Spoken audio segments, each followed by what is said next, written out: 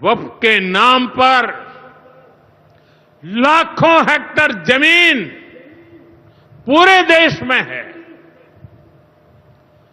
इस जमीन, इस प्रॉपर्टी से गरीब का, बेसहारा महिलाओं बच्चों का भला होना चाहिए था।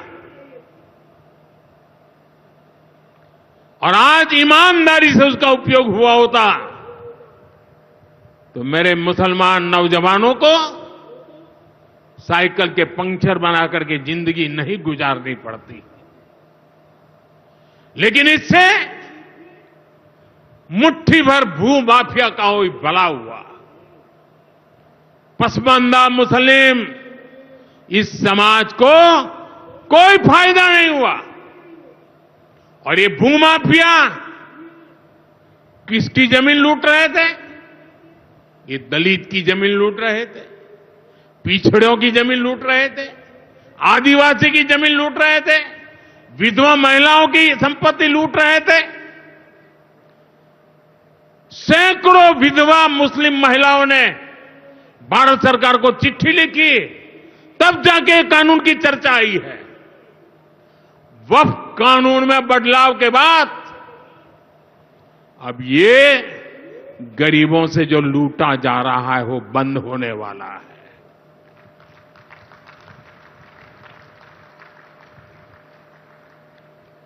और सबसे बड़ी बात, हमने एक बहुत बड़ा जिम्मेदारीपूर्ण महत्वपूर्ण काम किया है।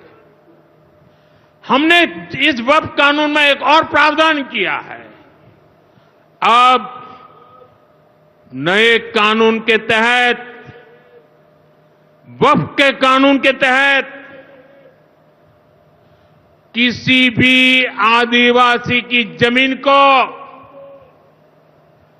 हिंदुस्तान के किसी भी कोने में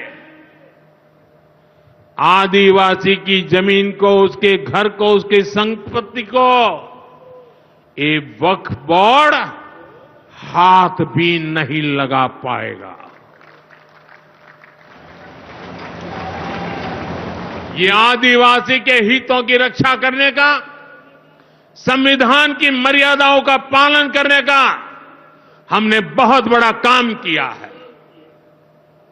नए प्रावधानों से वक्फ की भी पवित्र भावना का सम्मान होगा।